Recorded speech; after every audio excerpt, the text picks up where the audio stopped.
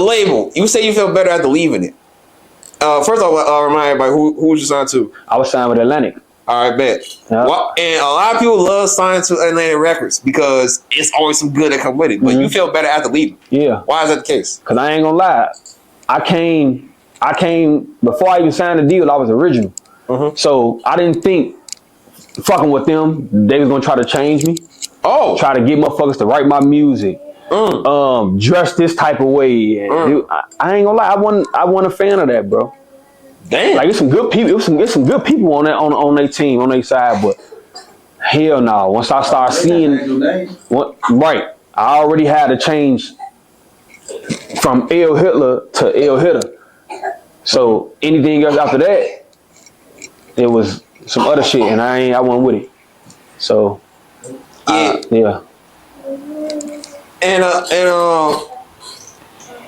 Yeah, as a matter of fact, as far as the L Hitler part, I understand the changing his name thing. I definitely understand. Yeah. Sure, but as far as like changing who you are as a person, like you just said they were good people, so I'm pretty sure it's like they didn't have no foul taste behind it, but it's like that's just something you wasn't comfortable with. So that's an understandable situation. But you would still recommend other artists to sign with them, right?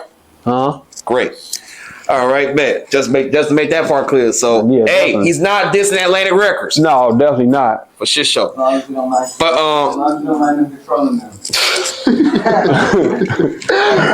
another thing you said is So What too. No, So What one. You said niggas told me I couldn't come to the hood. I shot two videos in the hood in a heartbeat. Now I ain't gonna lie. Really 3.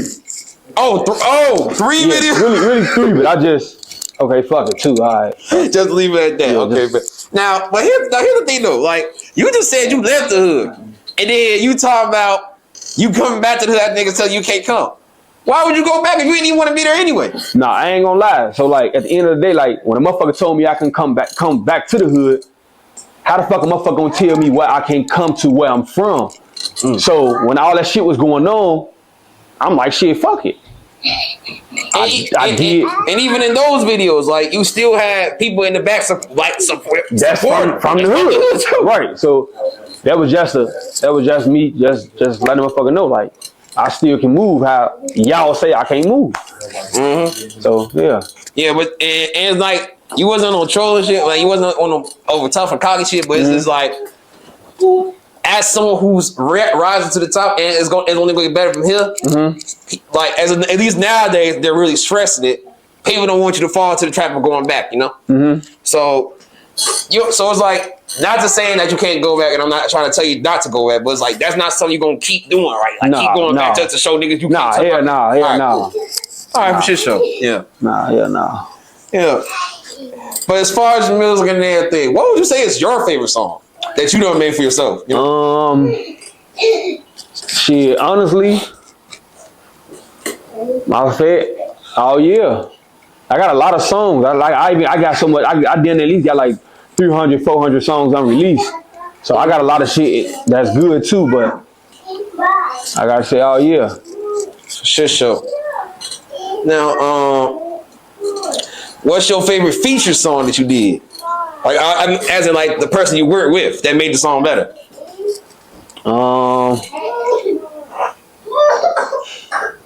I think it's that whole time, Polo. Hey, I was hoping you say that kind of bro. Yeah. But yeah, though. That whole time. Now here's the funny thing about that.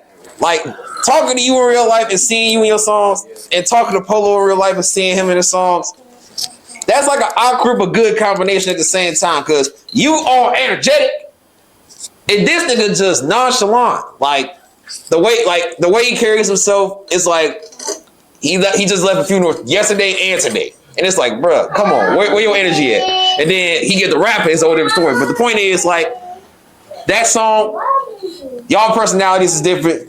But we all got made that song. It was a whole vibe. Like a lot, I fuck with it. So how did that one come about?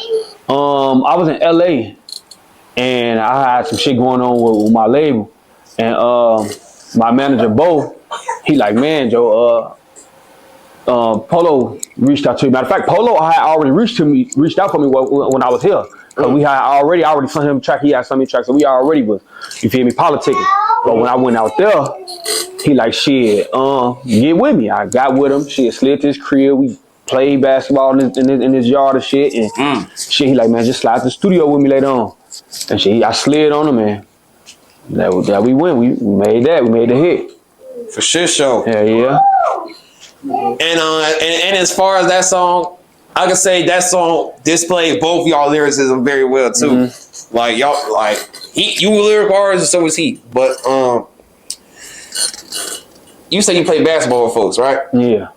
Did you win? No, I ain't gonna lie. Like I don't think. No, hell no. No, it was him. It was Polo. I think it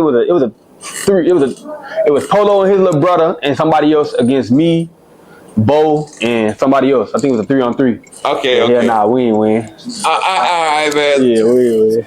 Now, let me tell you this. Earlier this year, I interviewed an artist by the name of Lil Easy. He said he's willing to challenge anybody to a 1v1 in basketball for 1K. Who you say? Lil Easy.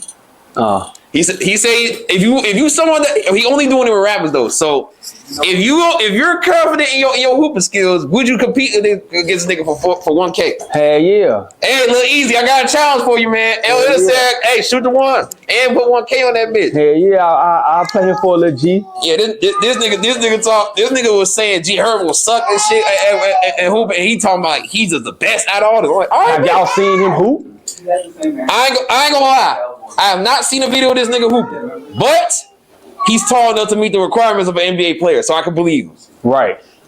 So I just want to see. I just want to see if he actually go against somebody. Would he actually lose that bet? Right. Yeah. So hey, I'm just throwing some challenges his way. But all right, say less. Now check this out. Check this out though. You just got through saying that you locked with Polo, and he's an artist from the North Side.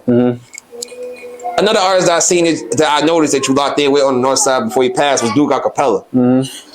I ain't gonna lie, I ain't really know that y'all was really locked in like that until I looked and seen that you was in some of his videos, or he was in one of your videos, if I'm not mistaken.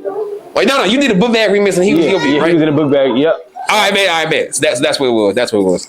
But you was locked in with Duke.